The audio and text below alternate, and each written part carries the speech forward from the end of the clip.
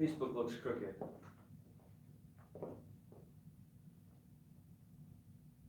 Alright, cool.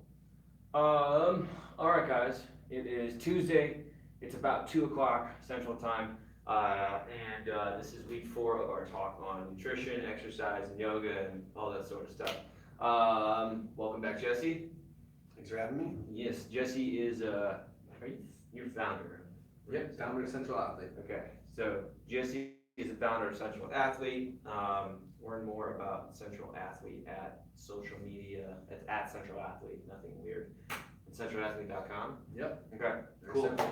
All right, so reason why, and if you're just introduced to this, you haven't seen this series yet, the reason why I brought Jesse on, and I've been bringing him on for the past few weeks, is because I met Jesse at the Paleo FX conference, which is this big conference here in Austin, Texas. It's called Paleo, but really it's just a health and wellness conference. Yeah. And so we get a lot of people from really all over the world who come to this event. And Jesse was one of the vendors that I met at the conference, and he had a tool called the InBody assessment, and so he hooked me up and tried it out and realized that I was dangerously low on body fat, to the point where I was probably losing out on some performance gains, and I had assumed that based on what I was hearing and based on kind of, everyone loves ketogenic diets now, so I was kind of just assuming based on what I had heard that I was doing the right thing by focusing on eating lots of fats and minimizing my carbs, and anyways, to support my fitness goals. And we realized, okay, you probably actually need to really up your carb intake, and you probably need to bulk a little bit. Yeah. So that's what I learned, and that's why I wanted to bring him on, because I wanted to learn more about it, and in the process I wanted to teach you guys about it.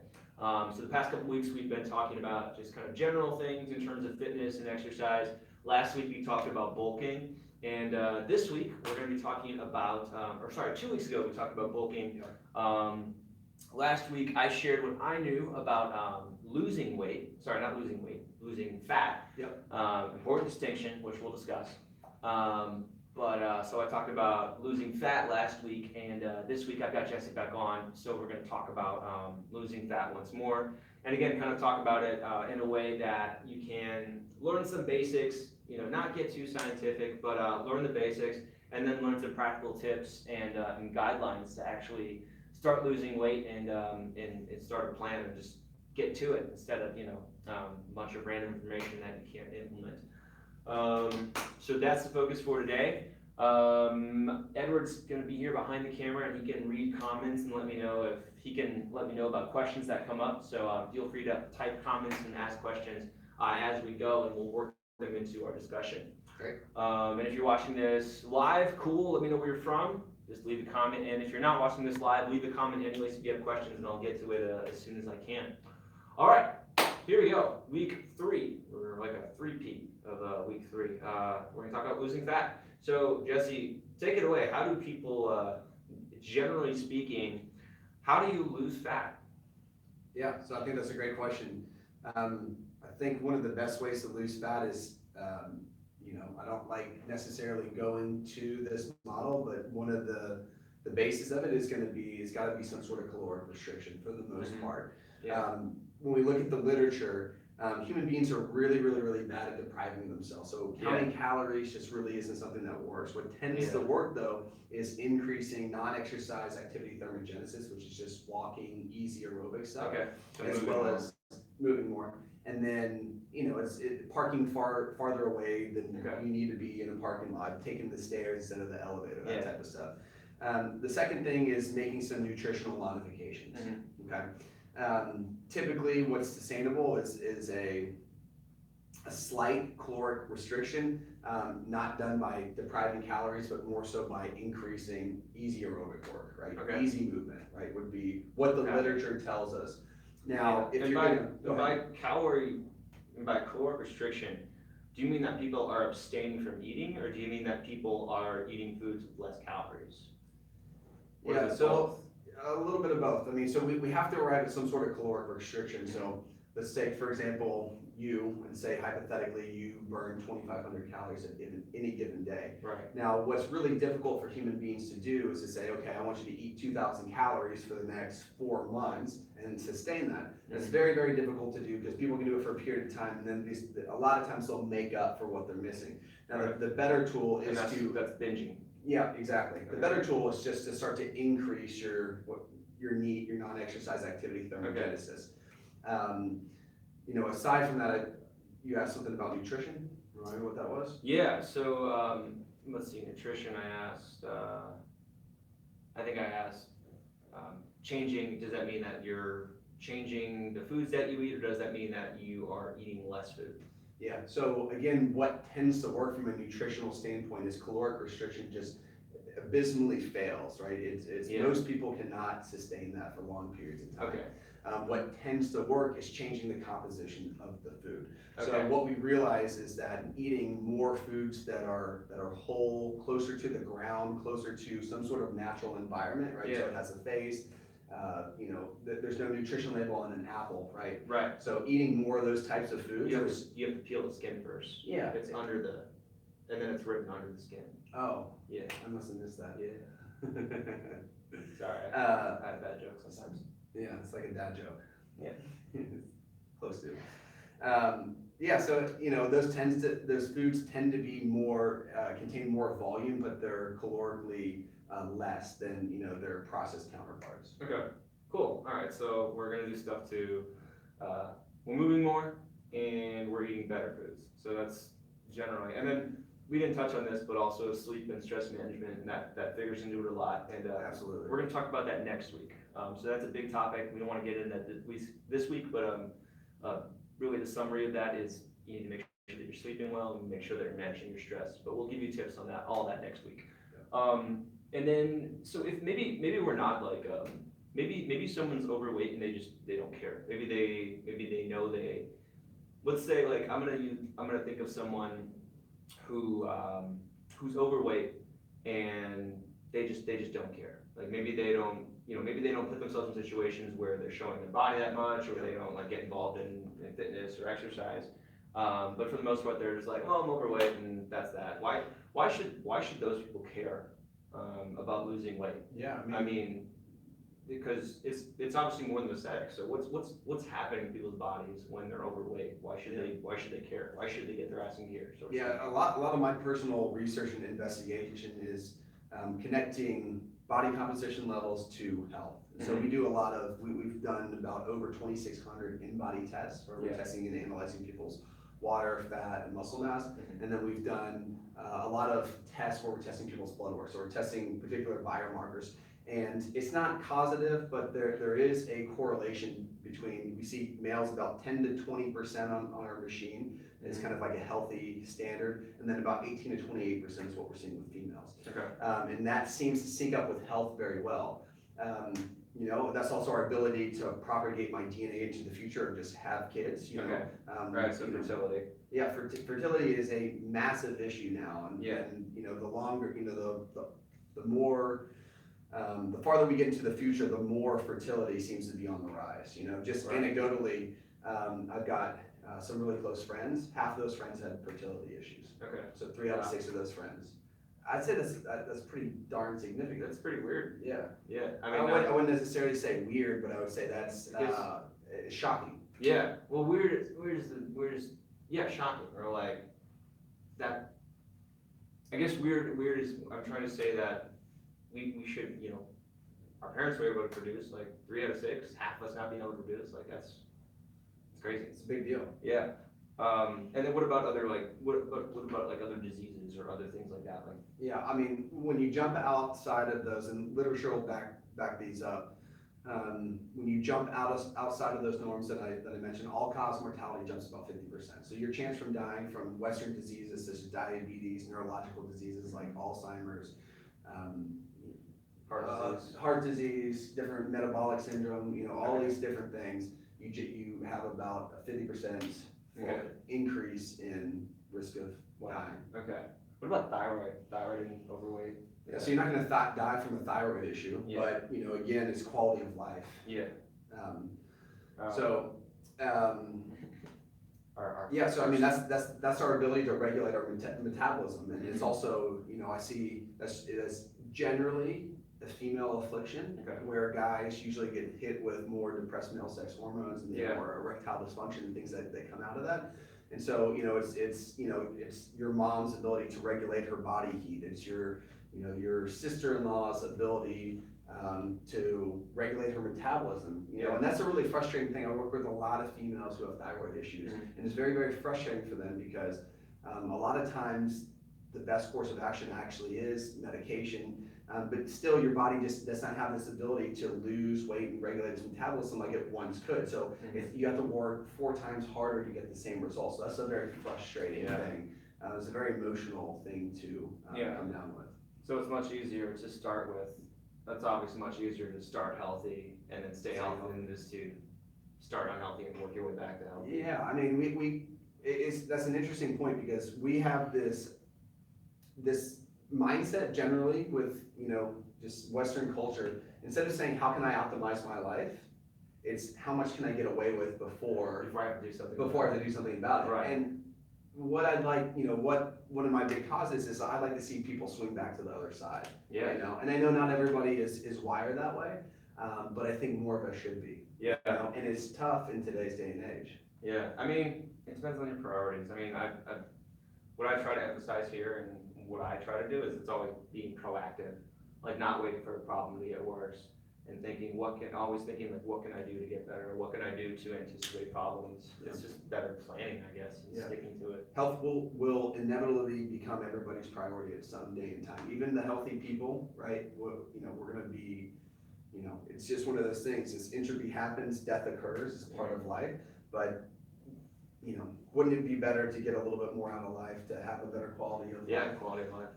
You know, if you don't focus on these things, you know, life is going to make you focus on this some day and time. Yeah. All right, cool. So, just general on fat and why we don't want to be fat. So let's talk about, I just said that very offensively. I'm sorry though. No, I'm not sorry. Question 2, what's the best type of exercise for losing fat? And this is a big question, all right, because I think everyone thinks that, generally speaking, most people think that cardio is the best way to lose weight. I mean, people are like, oh, I'm gonna do yoga, but I'm also gonna do cardio to lose weight. And every time I hear that, I'm like, okay. And so what I've heard is mostly that instead of doing cardio, at least from what I've heard now, I think most people are saying that, and you'll probably touch on this, but what I've been hearing is that building muscle is the best way to lose weight by adding on more lean muscle mass and doing exercise to reinforce that your body gets rid of fat. And that's just what I've been reading for most of the literature that I've been looking at. But I'm curious, in your experience, what is the best type of exercise to lose weight? I think, again, I always kind of say it depends, but I can really strongly make some generalizations here. Yeah. Going back to what the literature says is we need to consume more energy every single day. Yeah. Touching on your point, one of the best things we can possibly do is to gain more muscle mass. Not because, you know, we look better or anything like that, but it increases our basal metabolic rate. So, you know, if I can add, you know, roughly for every pound. So when he says basal metabolic rate, he means that's the amount of calories that you burn on. If I was in a coma doing nothing. He was doing nothing. So like, let's say like our basal metabolic rate is like, what is like a low rate, like 1,000 maybe, or 1,200? 1,000 would be very low. Okay, so let's say like it's 1,500, but by increasing your lean muscle mass, maybe we can get to 1,700, which means that without doing anything different, you're burning 200 more calories a day, which is a pound every, 2 weeks or something like that? Yeah, I mean, that's huge. Yeah. I mean, so that really is one of the strongest strategies. Now, let's kind of unpack cardio. What are we doing there? Is we're catabolizing muscle tissue, right? And so if you look at the adaptations that occur long-term when you do resistance training versus cardiovascular training, right? You know, so with the benefits of cardiovascular stuff is we see left ventricular hypertrophy, so it means, you know, essentially part of your heart gets bigger. We see capillary density increases, so we get more blood flow to certain areas of our muscles. However, we start to decrease the amount of muscle that we have because our bodies don't want to move, say we're running, we don't want to move large, you know, massive amounts of weight for long distances. So that's the general adaptation So your body's adapting to not having to move a lot of weight. Yeah. So your body adapts to what you're Yeah, doing. what you're exposing them Okay. to.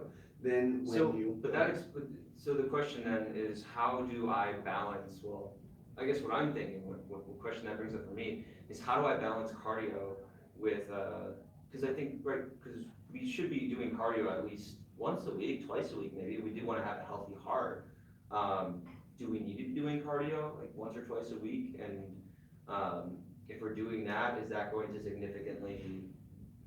be detrimental to the muscle building that we should be doing with other exercise? Again, I think it just really depends on every single person's goals. But if we're just talking about general health and optimizing body composition, what I would argue is that, remember, cardio can be walking across the room. It's just a lot lower intensity in nature than running at a specific pace. Okay. So what I would argue is that most people could get away with walking several miles per day, and that would be a great base. And over time, if they wanted to get more cardiovascular benefits, they could start to increase the intensity or the duration of that exercise. Yeah. There are really great adaptations that occur. I wouldn't say it's the strongest thing that we can be doing as it relates to body composition. I think it has a great general health practicality, Yeah. but in terms of body composition, and if we only have a certain amount of time, I would lean into resistance training a lot more, Okay. almost entirely. Got it. So if someone wants to lose weight, then and their goal is only losing weight and it's not performance, then they should be doing strength training and stuff related to building muscle. Yeah. So there's two things. Which is totally different from like what you think. Yeah. Like I mean, most because people think like, oh, I need to lose weight, so I'm gonna start running. we're coming out of this calories in versus calorie out. Right. This Philosophy. the bank account. Bank account, analogy. yeah. But you have to remember that we're really bad on just, like restricting ourselves and doing more injuries. Think about this, right? So this is kind of a personal story for me. I was going to business school at TCU, and this is kind of in the beginning days of me getting healthy. And so I remember working out 6 days per week, and I was doing a combination of resistance training and cardiovascular training. Okay. And I remember not liking my aesthetics. I didn't like the way that I looked. Yeah. Right? I was happy, but I wanted a little bit more out of it. So in my head, in my model, the only thing I could do is I could either add another day to working out or add more time, or I could further restrict calories. Mhm. And so what that does at the end of the day, right, add a couple of years, you just make yourself tired. Yeah. It's not sustainable, you can't do it, right? So the long-term approach is shift and lean into resistance training and focus more on, think about like, we wanna make you like an H2 Hummer, right? We're gonna guzzle gas, right? Okay. So if I carry around a little bit excess muscle, I'm gonna have a higher metabolic rate, and then I have what we consider more metabolic flexibility. I can get away with maybe not eating as strict and not counting every single calorie. Yeah. Because I just burn more doing nothing. I mean, isn't that what we all would want to arrive at? Just, Right. We don't wanna having think our about body work for ourselves. It's like building equity, right, in our Mhm. body. The more I gain muscle, the more I kind of like, kind of like similar to a house, Mhm. the more I kind of equity I have versus the calories in versus calorie out. It's very much like a credit card, right? Mhm. I'm gonna eat this blueberry muffin, but I could go on a 2.5 mile run to burn it off. Mhm. That's shitty. Yeah. That feels real crappy if you've ever done it before, and it's not sustainable. Literature says that, personal experience says that. Yeah. You have some people that it does work with, but it's few and far between. Okay. That's interesting because, yeah, like a lot of the books that I read about, a lot of the books that I read are about basically reinforcing this, saying that, the old model of minimizing your caloric restriction, and also focusing more on cardio, it seemed to blame, it kind of just, if you didn't work for you, it blamed you. It's like, oh, well, you weren't, it's your fault because you didn't stick to the diet, because you binged. Or It's it's your just fault. willpower. Right, but essentially willpower is a muscle that runs out, and if, your body is constantly saying, feed me, feed me, feed me, then something's wrong with your diet, right? If your body's giving you all those signals that you're not getting what you should be getting from your food, then something's wrong. I mean, you should be feeling, if you have a good diet, like if you're only eating, like let's say if you're only eating vegetables and only eating whole foods and only eating like good foods, you're gonna get full at some point, your body's gonna say, oh, you're good, Yeah. you're full. Yeah. If you're eating a bunch of crappy foods though, and you're not getting what your body needs, then the body's gonna say, yep, keep trying, like, let's try something else, eat some more of that sugar, like, maybe there's some macros that I need hidden in that cookie, like, Yeah. right? So, anyways, I just think it's interesting to me that it's so contrary to what like public knowledge is, or what like general knowledge Yeah, is. yeah, conventional wisdom is exactly what you're saying. That shift needs to occur. Yeah. You know, and I think it starts exactly with what we're doing, and it starts at the grassroots level of people experiencing this. Once you experience it, you'll never go back to that hell that you were once in. Right, exactly. All right, cool. Let's go on to, so we talked about exercise. Let's talk about some general guidelines for nutrition and losing fat, burning fat, or however we want to look at it. So, and there's also like a ton of, you know, ketogenic diets are all the rage. There's the bulletproof diet, paleo diet, low carb. People are still practicing Atkins diet. I mean, there's tons of, they're just vegans and vegetarians and whatnot. So there's tons of different diets. I don't want to go into all of these, but let's talk about a lot of the questions I get on intermittent fasting. Yeah. So, should we talk about intermittent fasting? Yes, go for it. All right, let's talk about intermittent fasting. So the concept of intermittent fasting is that basically you're not eating breakfast, you're not eating lunch, and you're trying to fast as long as possible during the day. You're not doing a true fast in the sense that you're not eating for like 4 or 5 or 6 days or whatever it is, but you're doing short bouts of fasting on a daily basis, or usually on a daily, maybe 5 or 6 times a week, and 1 day for reloading. But basically not eating for, I guess, 12 to 16 hours during the day. Who would this, is this good for weight loss, and what individuals would this be good for in terms of weight loss? Yeah, I think it definitely can feed into some weight loss things, because it is. Sorry, fat loss. Yeah, it can. I mean, you're gonna lose fat, it's just a matter of how much muscle you're losing with that fat. Okay, yeah. You know, so that's a piece of it. I think it really has a big context, potentially more so in health and longevity, right? You know, there's a couple things that happen. There's something called apoptosis and autophagy, and I'll keep it simple, but autophagy is essentially where our bodies will take this cellular debris that kind of falls off our cells, and it scrapes all of that, and then it utilizes that energy. And that's a very healthy mechanism for longevity and health. So you see a lot of things where it stabilizes blood sugar, and insulin sensitivity improves, as cognition seems to improve. So I see a lot of great stuff as it relates to health cases and people who are already in a disease state. I also think it could be somebody who maybe has been practicing health and fitness and nutrition consistently for 10 to 15 years. Okay. You know, like you, the two of us may be able to kind of dabble with that every now and again. Yeah. In my opinion, you have to earn the right to kind of go there, because there's just, it's not low hanging fruit. It can be difficult to do. It is kind of deprivation. I mean, it is deprivation. It's not So someone just starting off shouldn't like jump straight to intermittent fasting. Okay. No. I mean, I think the basic thing to do with nutrition would just eat more, consume more protein, right? Trying to shift more to, to real, something that had a face, something that, is as close to its natural habitat as possible. So pasture raised chicken, grass fed beef, wild caught salmon, things of that nature.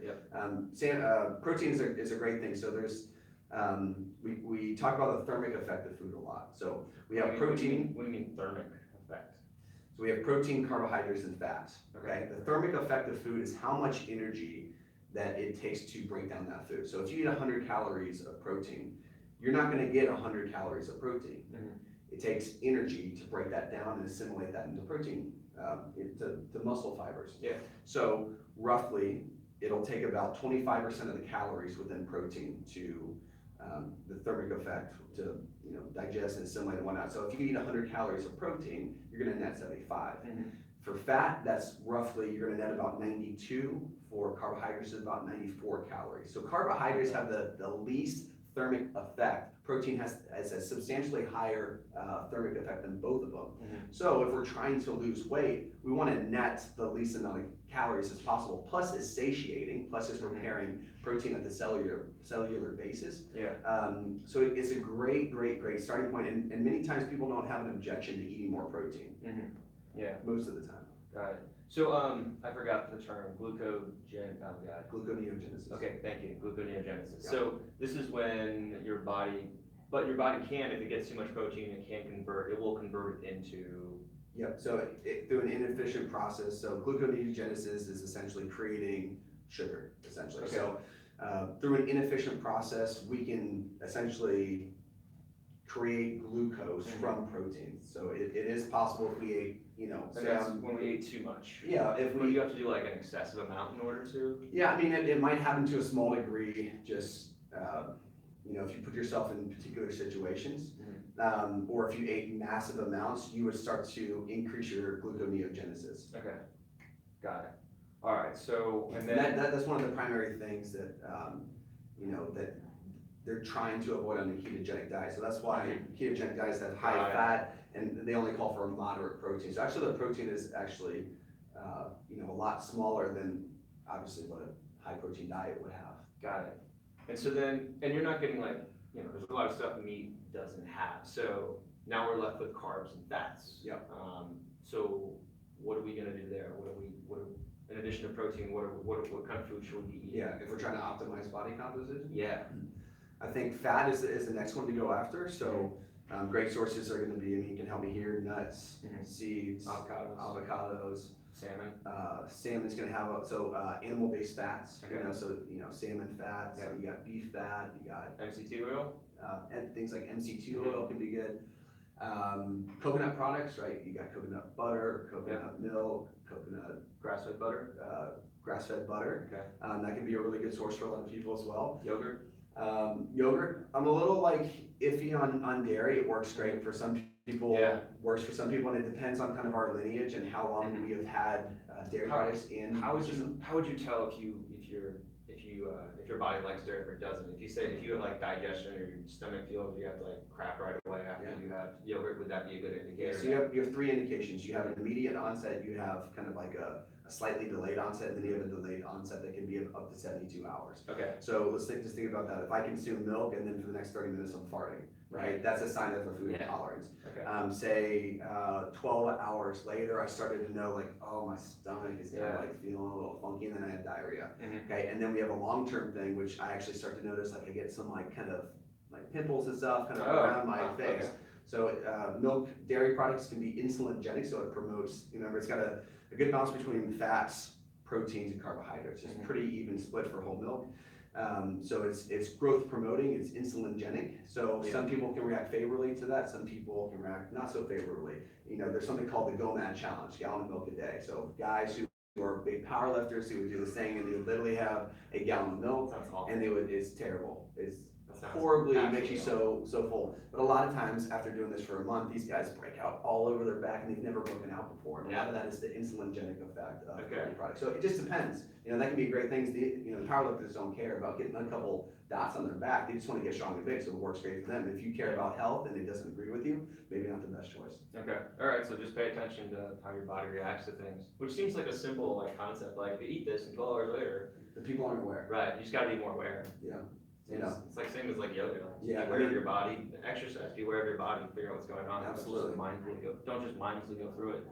All right, so other things, We have carbohydrates as well. carbohydrates. Yeah, and so I would just say, you know, what people forget is that fruits and vegetables are still carbohydrates. Yeah. They're gonna be a lot lower in the total carbohydrate count, Yeah, but they have a ton of vitamins, minerals, micronutrients, phytochemicals that are just great for our body and optimal Yeah. health and longevity. So I think that's a really strong base. And then depending on your body fat level, right, we can start to play with some starches and some, some denser form of carbohydrates, you know, Yeah. like potatoes and millet, amaranth, quinoa, rice. Okay, You know, all we can start to, all we can start to play grains. with these things. or ancient grains, sorry. Yeah, ancient grains. Okay.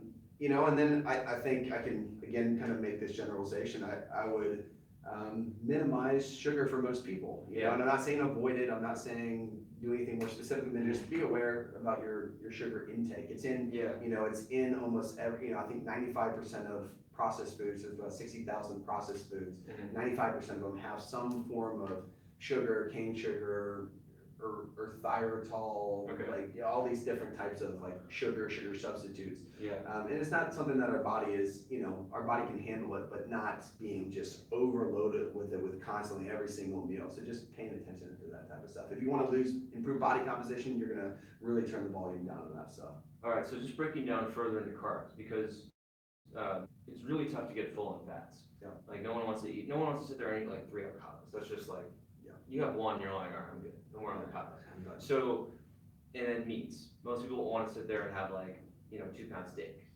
Maybe they will, I don't know. Yeah, that's a But- lot. But you're also not getting all the nutrients and everything that you need from plants. So, and from carbs. So like looking at carbs, even like breaking this down further, what should I be focusing on? If my goal is losing fat, what should I be focusing on in terms of carbs? Yeah, that's a good So question. like getting deeper into it. Let me kind of just do this as an analogy of a plate, right? So we have a dinner plate. Okay. Okay. For a male, roughly about 2 fists of protein. So chicken thigh. Okay. Give me your thumbs, 2 thumbs of fat. That might be 2 slices of avocado. That might be 12 almonds. Okay. Then we have 2 cups of vegetables, Okay. okay, for males.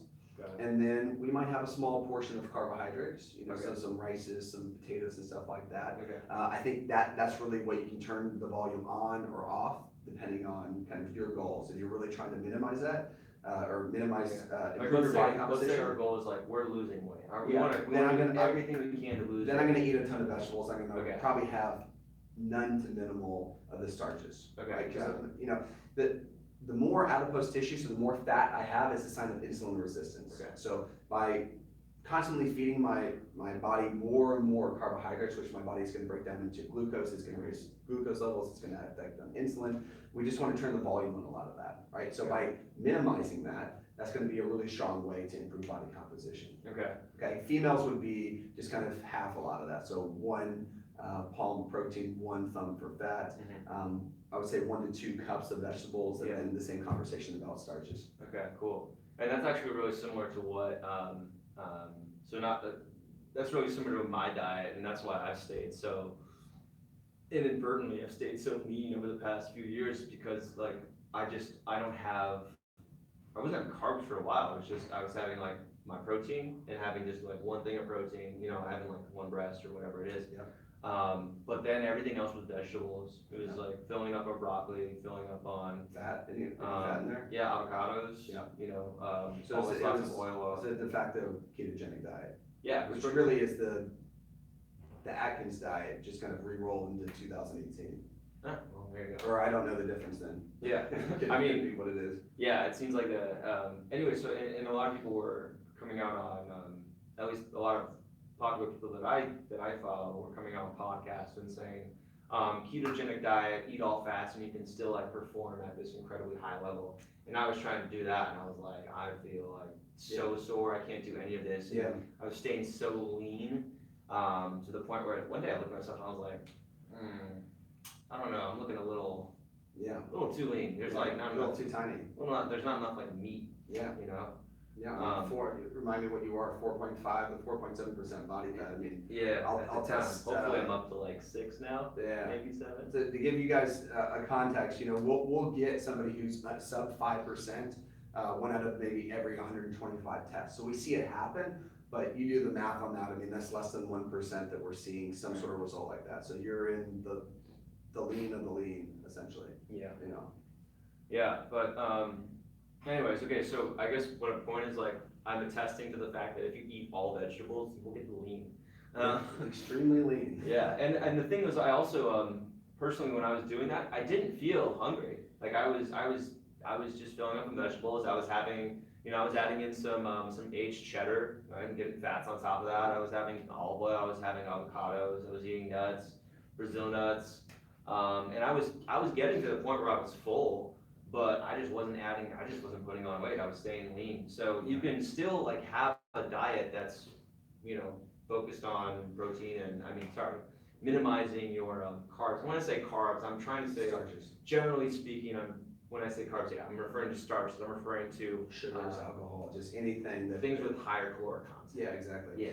And I want to kind of just unpack that for a second, because if we take, what I'm advising for people, who want to improve their body composition, is to move more and to change the composition of your food. So even though it wasn't necessarily aligned with where you wanted to go, you got incredibly lean and small in the process. So you're a testament to exactly what we're talking about. You change the composition of your food, and then your energy expenditure is pretty massive when we've kind of gone through everything that you do on a daily basis. 1 to 2 yoga sessions, and then you're training maybe 4 times a week, if I remember correctly. Yeah. Plus you got dogs and you got all these other things. You're pretty much moving the second you wake up to the time you go to bed. Yeah, exactly. All right, cool. So hopefully that's enough information on nutrition. Let's move on to exercise. So what are your, and let's just speak generally, like about exercise. So knowing that muscle building, right, or just building muscle in general is going to be our best way to lose fat and to optimize our body composition. What would be a good training schedule for someone? Let's assume they're newer. Like let's assume that maybe they don't know how to start. They haven't started yet on a fitness program. What would their training program look like if you were their client? Yeah. Or sorry, if they were your client. So there's something that would be a great template, but there's a couple principles where this template really makes a lot of sense. So the things that we want to see is we want to have a high time under tension. Okay, so what I mean by that is if I did a bicep curl, right, and I just did 10 real quick, right, say it took a second to complete every rep, that's 10 seconds time under tension. Now if I did, say, 10 reps, and it took me a second to go up, for a second, 4 seconds to go down, that's a minute time under tension. Yeah. So what we see when that happens is we see lactic acid increases, which creates a growth hormone response. When we elevate growth hormone, then we see decreases in body composition. There's a nice correlation there. So we're trying to get that effect. So we want to have high times under tension. We also want to minimize rest because it's also going to keep lactic acid levels high. And then we want to use compound movements as much as possible. So we talked about this in the first or second week that we did this. So just a review, a single jointed exercise would be an isolation exercise like a bicep row. Right? If I did a bent over row, or I'm here, right, I'm bending my arms, but I'm also using my back. I'm having to stabilize with my legs. I'm having to use my core. It's a full body exercise. So we want to bias compound movements is number one. We want to have high times under tension, so we're actually going to do some tempo training, and then we're going to have short times, short rest periods. So what this might look like is we would superset exercises. Typically, you can do opposing muscle groups. You can do the same muscle groups for certain avatars. So for an example, let's take you, an intermediate to an advanced training. Let's say we're going to do a wide grip bench press with a 4-second descent for 12 to 15 reps. I want you to rest 10 seconds, and then I want you to go into a max set of pull-ups, holding 2 seconds at the top, 3 seconds to lower. And you do as many reps as you can do. I want you to rest 90 seconds after that, and you're going to complete that circuit 3 times. Got it. Okay, so what you'll realize is you go into the pull-ups in this very fatigued state, you finish all 3 rounds of that, and you'll notice that it feels like the blood can't get out of your arms, right? You have this, you get this shitty burning feeling. It's a very uncomfortable experience. You actually get a little bit of a metabolic kind of cardiovascular breathing effect from it as well. This is called German body comp, right? It's something that Charles Poliquin, he's a famous strength and conditioning guy. He's one of the big guys who popularized German body comp. Okay, got it. All right, so we're doing higher load or more time under tension. So that means longer reps, which is something that most people don't want to do. You get the shitty burning feeling. Yeah, it's just, it's hard, whatever, do it. And then we are short rest. Okay.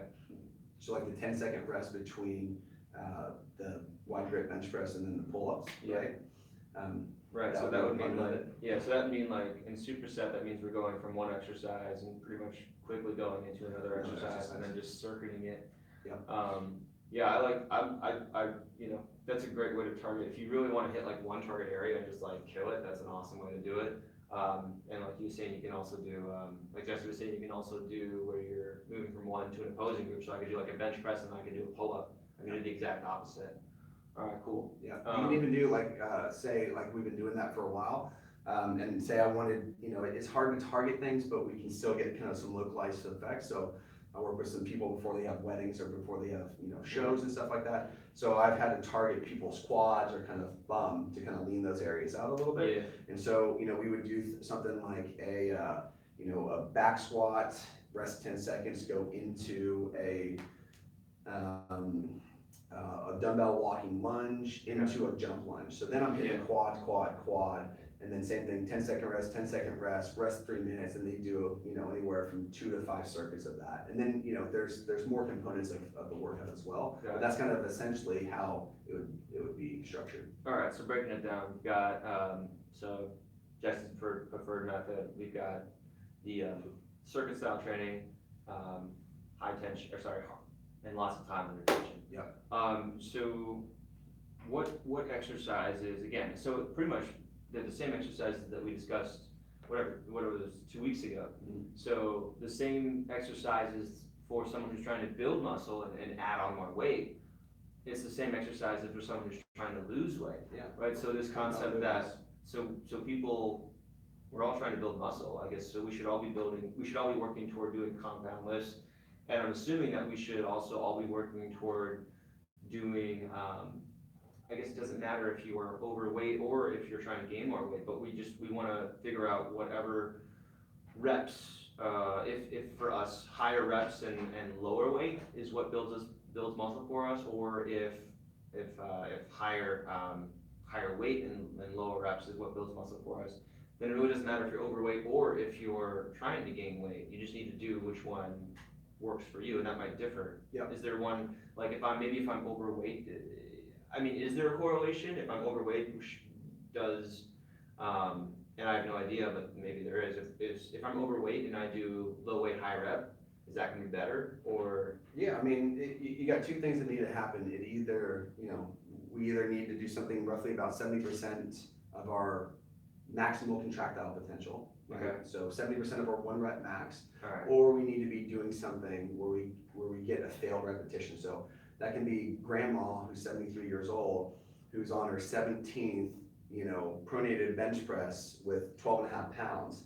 And then she gets number 17 and it kind of like looks like this, Yeah. right? Or she actually fails the rep. Right. So we either need to see something that's 70% of the 1 rep max or greater, or we need to see a failed contraction. got it, Okay, it's got to suck a little bit, right? yeah, Just imagine, if I have 3-pound weights and I just kind of do like this, it feels really terrible, but I don't know that am I actually doing something that's going to stimulate a physiological effect, right? Got So it. it's got to suck just a little bit. Now, one thing that I want to just clarify is that also non-functional training can work well for some people as well. Mhm. So that can be somebody who doesn't have a lot of experience in the gym, say it's a 70-year-old person, and that can be a very safe thing. They can do some hamstring curls, they can do some chest press, they can do So some lat pull down. non-functional is when you're gonna have like a machine that's guiding the weight for It's you. on a set track, Okay, right? Set yeah. groove. So it's not a weight. You're just pushing it and it's already on like that groove, and you don't really have to think about Yeah. like the angle where you're pushing. It just doesn't translate over to life as much, right? There's a lot more stabilization muscles that are involved with, free weights. Mhm. So, for those of us who also value great musculoskeletal health, so not having a back issue or not having a knee or shoulder issue, as functional training can kind of teach us to really do well in life, to kind of keep it simple. What if we don't have that underlying basis of, and this is actually wrong, I'm thinking yoga is the answer here, but if we don't have that underlying basis of, like, let's say we try to do a bench press or a squat, and we just don't know what we're doing, Yeah. we don't know what the muscles are supposed to be engaging, we don't feel the right muscles engaging. I was gonna say, well, number one, you can do yoga to work on that, and that's kind of what I do with Manful Yoga, is we try to teach you, like, hey, let's make sure your glutes are engaged, let's make sure you're doing a squat correctly, let's make sure you're doing a push-up correctly, so that translates over into a proper bench press. But other than that, what other things can people do to develop to that basic kind of foundational strength? So would guided resistance training, like on a machine, would that be useful for them? Yeah, so we have a kind of theoretical way of looking at these things in strength and conditioning. Mhm.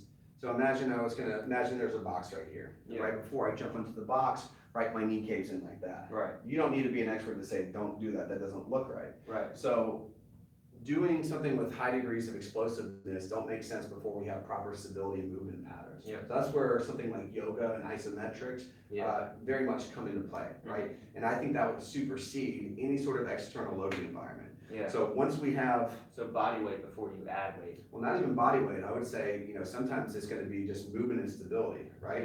Okay, So I wanna see great movement and stability. Second, I wanna see body weight. Okay, Then we're gonna get into some external loading. okay, Then we're gonna get into some degrees of explosiveness, right, like the box jump that I mentioned.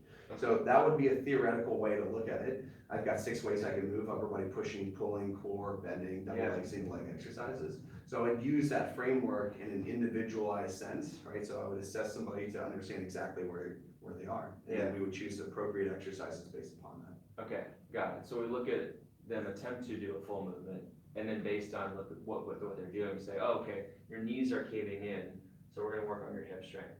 Or we look at maybe your ankles are in the right position, Yeah. and like, all right, we need to work on your ankle mobility. Yeah. So a lot of it has to be personalized then. Yeah, exactly, and that's, Okay. that's where, and even, for people who have been, doing resistance training for long periods of time, you'll find holes in their armor, they just may not have gotten, injured yet. So I've got, 2 clients who can squat over 500 pounds. Mhm. One of them can't do a side plank for longer than 90 seconds. That would be a very, very basic, I would assume, kind of yoga position, Mhm. like Yeah. just holding, maybe not yoga position, but it's just Yeah. kind of the base strength that kind of Yeah, feeds yeah, into yeah, this no, body for weight sure. position. So that you have 500 pounds isn't like record-setting strength, That's but a lot. it is a lot of freaking weight. Doesn't matter To if do you're it- to- 150 pounds or Yeah, 250 pounds. to That's do a lot. side plank for 90 seconds is nothing to write home about, right? It Yeah. should be something that I think almost everybody should be able to Yeah, do. I mean, that 90-second plank is still a lot too, but Yeah. I mean, it's definitely less significant than the 500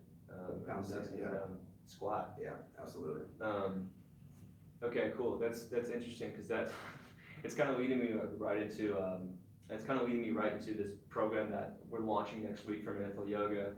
And you probably are familiar with this, but like whenever like you were saying, people who have been lifting for years and maybe even working out for decades, you work with them and you actually get them and you train with them and you find those chinks in their armor. Yep. And the reason why you find those and they don't know about it is because they just haven't gotten injured yet. Yeah. Right, so what if we so my whole concept with this thing is, instead of like waiting for people to get injured and then waiting to educate them on like, for example, like, let's think of the shoulder injury. Yeah. So people injure their shoulders very often, they injure their knees all the time, maybe lower back pain, stuff like that. So instead of waiting for that to happen, or when that does happen, we have to look at it and say like, okay, well, here's how your knee works. Your knee's connected to your hip's connected to your back, it works with your core, it works with your ankle. And then we teach them all these things, and we teach them all these little strengtheners for the ankle, and then we move up the chain and we work on the hip.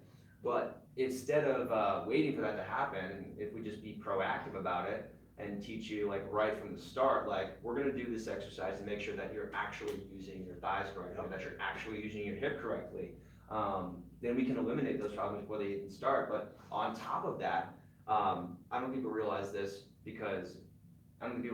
but injury prevention is a strength in and of itself. Like if my body is strong enough to prevent injury, that means that there's strength involved there. And so if you can address all these underlying causes of injury before they even start, not only are you preventing injury, you're also making your body a lot stronger. You're improving your performance. You're gonna get better at everything that you're already doing. Yeah.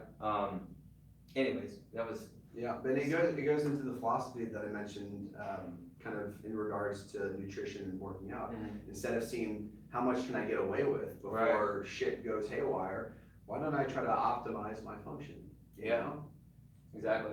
Anyway, so the whole point why I brought that up is it's interesting Jesse's talking about that, because that's exactly what this new program that I'm launching next week is called. So it's called Mantle Yoga Strength Foundations. It's basically just going through all of those common issues that people have and just making sure that every part of their body is strong and doing what they're supposed to do, and then building that up into full body movements.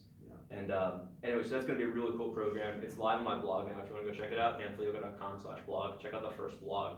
All right, cool. So let's get a little bit more just into some nutrition specifics, because I think that this is useful. So what do people do? Edward, how much time have we been going on for? I wanna make sure we're not going too far over as well. 50? Okay, cool. Let's try to do 5 more minutes. Let's go wrap this up. So I think, what are some of the biggest problems people have when they're trying to lose fat in terms of nutrition, right? That's probably wanting to eat too much food. So why does that happen, and how can we prevent that from happening when it does? Consistency trumps all. So just staying the course of things and doing something the right way trumps everything. What I would say is also, if your goal is body composition, Yeah. you need some way of testing that. Okay. You are able to gain valuable insight about, your whole story that you told everybody about, because you were able to test, and then we're gonna get you back on the machine and we'll retest and we'll see if what you were doing was effective. So I would say, So number one, make sure what we're doing is actually working. yeah, so, so one, we need to be consistently implementing particular principles, and then two, we need to see, what the data tells us. And so you'll see two things that'll occur, either people are moving towards their goals or they're not, Yeah. okay? And so then that can be two things that happen. Typically, somebody wasn't consistent enough, so there's some behavioral things going on. Got it. Because I know it seems so, like, it's about reps and sets and it's about nutrition stuff. It's really not, it's really behavioral. It's about getting people to do what they need to be doing as often and as consistently as they need to. What people tend to do is, I'm gonna do something for 6 weeks and then I'm lazy for 2 weeks. Yeah. It just doesn't, biology, fitness does not work like that. So if you were to do a test, you didn't improve, right? And then I asked you about it, I was like, well, how much were you sticking to the diet? And you're like, yeah, like 65% of the time. I know that's a compliance issue. Okay, here's the All right, second. so like specifically then, what are the biggest issues that people have? What are the biggest problems that people have when they're trying to lose weight? So not compliant, but what are some specific examples of not complying that most people aren't doing when they're trying to lose weight? Yeah, so what are the reasons why they're not sticking to? Yeah, so what are those big things that they're not doing that are hindering their progress of losing weight? Yeah, so it's lack of alignment between what they say they want to do and what they're actually doing. And so I see that, I know that seems silly, but that is exactly what I see over and over and over again, is somebody who says, I am coming here and I want to improve my body composition, but they're not owning their life. They're not owning the fact that, they value social and hanging out with their friends and drinking and eating some food more so than going out with their friends, eating something that's on, what they should be eating, getting their workout on the next day. And so what I see is the lack of alignment there. I see somebody who says one thing, but their behaviors indicate something else. And if you want me to be more specific, it's social. Specific, I think we're working with similar age people, so I'm gonna say, 20 to 30 something. You're gonna see people who really value validation, acceptance, connection, social, right? That is more important than doing something like this. Your and my lifestyle is an outlier when you're looking at everybody else. So it's not an easy thing to do because most other people don't do it, And so social support is one of the biggest things that will help somebody have a positive outcome, is having a group of friends, having family, having people that you care about in your circle that have similar behaviors, because we're gonna have about the same money, we're gonna have about the same level of happiness, we're gonna have similar levels of body composition, health, right? Our 5 closest friends are very, very, very imperative in terms of how they affect us. Yeah, all right, so that's interesting because I was trying to get a specific activity or habit out of people. Dogs are bark. Kaya, chill. All right, so that's interesting because I was trying to get a specific habit out of him, people aren't sticking to their diet or they aren't sticking to their exercise. But that's it. They're not sticking to their exercise and they're not sticking to their diet. But the point you were trying to make is those are just examples of So the point you were trying to make is all the things that the reasons why people don't comply and all these things that specific. Let's see, what am I trying to say?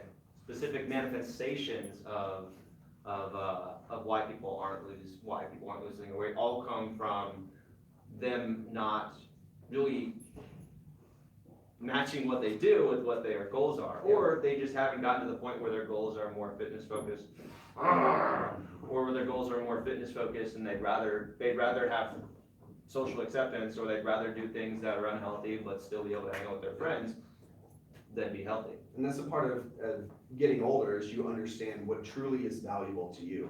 So there's a great guy named, I forget his first name, but it's DeMartini, and he has something called the value determination process. So if anybody who feels like they're lazy or they just can't stick to something, I would really investigate values and what you say you really care about versus what you actually do on a daily basis. And so what you'll see is you'll see people who are lack of alignment, you'll see the discrepancy there. I find it valuable to do myself, once every year. I think you would find value in it, and a lot of people out there. A value determination process is a very insightful thing, because once you're aware of that, that's the first step of change right there. Then you have the power to do with it what you want. Yeah, that sounds like something we did earlier this year. We were doing the Be the Better You program. It basically started January, and the whole point of it was to get down to like the source of you and figure out, instead of like saying, okay, we're gonna start a program and you're gonna do this workout 5 times a week. It was going deeper than that. It was figuring out, why do you want to be healthy in the first place? Like, what's really driving you to be healthy? What's the deep emotional need to be healthier? And if you don't know what that is, then it's gonna be really tough for you to draw everything out from that. First, we need to understand, why aren't you being healthy? Or like, why do you really want to be healthy in the first place? And then from there, we can talk more about, okay, now we can talk about what specifically do you want to achieve, and then we can talk about how do you want to get there. But first, we have to go to the reason of, why do you want to do this in the first place? If we just start saying like, okay, cool, you want to be healthier, great, cool, I'm gonna have you work out 3 times a week. Go work out, 2 weeks later, you're like, I'm bored, I don't want to do it. I don't really think this is for me. So what you just said is the missing link. And, I think more, we call it 5 whys, right? Mm-hmm. You want to get in shape. Why? Yeah. Okay. Oh, I want to look better. Why do you want to look better? Well, people want me to, I want to look better so that people take me more seriously. Yeah. Why is that important to you? Yeah. I want people to take me more seriously because I want to get things done, and people need to take me seriously in order to be able to do that. Yeah. So why is productivity so important? Like, why? You don't have to do, life doesn't have to be that way. Yeah. Because my mom taught me to do that. Because my mom made me very productive, and I feel bad whenever I'm not being productive. Yeah. So this almost goes back to your childhood in a Right. way, Yeah, so we're getting like, so it's peeling those layers of an onion, right? And the onion looks a lot different, right, from the outside than it does when we get to the core. And you realize that it comes back to a lot of these things that happened in our childhood a lot of times. And if you get there and you like, you're talking about your why, and you're not like, trying to curl up a little bit, or you're not feeling like really vulnerable when you're talking about it, like, you haven't gotten there yet. Like, if you get to the point where you're like, no, I'm really productive because my mom wouldn't, like, I feel like my mom like would be mad at me if I weren't productive. Now you're like exposing yourself, and you're saying like, oh shit, that's like a really good reason. That's why I feel like I have to be productive all the time. So anyways, that's just my example, but anyways, the point is like, your why, when you really get down to it, should be like, it should really strike a chord. It should be like, oh shit, it should be really significant. Instead of just something like, oh, because I want I want to be healthier. Like, usually with people who I talk with, and when I ask them like, okay, why do you want to be healthier? It comes down to, like, my dad died from cancer when I was really young, and I don't want that to happen to me, and I don't want that to happen to my family. Like, shit, we just found a really significant reason. So, that's a little easier to see than a lot of people, but than a lot of people's examples, but. But I think that's to bring everything back full circle. People want to lose fat. I think it's really starting to know yourself and what you care about and what drives human behavior individually. Just in your example, it seems to be validation from a parental figure is a very important. That definitely weaves into your whole story of who you are and why you've been consistent. And so I would encourage everybody who's watching this to do a little internal investigation. I know it might seem a little esoteric or a little crunchy or whatever, but it's not. This is where 10, 15 years of doing this stuff, you arrive at this place. So it's fascinating. It's really an interesting thing to understand, because if it was just about reps and sets and eating broccoli and not eating the brownie, it'd be so much easier. But we're human beings, we're complex. But I think you hit on something really pertinent today. Yeah, I mean, it's also something that's really, once you figure what that is, and I know we're going way over with what I wanted this, how long I want this to be, and the relevance of what we're talking about. But once you find that, it's not only enlightening, but it's also you now have this source of motivation that you can always draw on. You're like, why am I here today? And you go straight to that, because whatever happened, or like Yeah. whatever that emotional need is, you don't go, Tap in. you go straight to that. You don't go from like, why? You go straight to your emotional need, and you're like, shit, all right, I'm doing my workout today, because I don't want that to happen. Yeah. All right, cool. So, thank you again, Jesse. So we're gonna wrap up today. Next week, will you be there next week? Yeah. Okay, cool. So next week is July 3rd. Yeah, July 3rd. And we're gonna be going over, sleep and stress management next week. Those are the two kind of, missing pieces to the puzzle, that we haven't talked about yet. We talked about nutrition, we talked about, exercise. And as all that relates to losing weight and adding or gaining weight or putting on muscle. And next week, we're gonna talk about those other two critical concepts, sleep and stress management. Before I go, I wanna just touch more on that program that I mentioned. So the Manful Yoga Strength Foundation's challenge is gonna start next week, Monday, July 2nd. That program is entirely new workouts, so we're not recycling any old workouts for that. It's entirely new workouts. And this is something that's going to make whatever you do fitness-wise, it's gonna make you better at it. I don't care if you've been working out for 20 years or you're brand new. This is going to be an incredible program. And we are closing the members area on July 1st. So July 1st Sunday is gonna be the last day to sign up. That's because I want to be able to focus full time on this challenge, and I want to be able to focus full time on the members, and then we'll be opening it back up later. But if you're watching this now, you've been thinking about the members area at all, this is the last day to sign up. It's going to be Sunday. All right, cool. So thanks again, Jesse. I'll see you next week, same time, 2 p.m. Central Time, about 2 p.m. Central Time, on Facebook, YouTube, and if Instagram cooperates, on Instagram. All right. Cool. Thanks, team. Thank you. All right. Thanks, Doss. Man, you guys can handle yourself for a full hour, could you? They could not.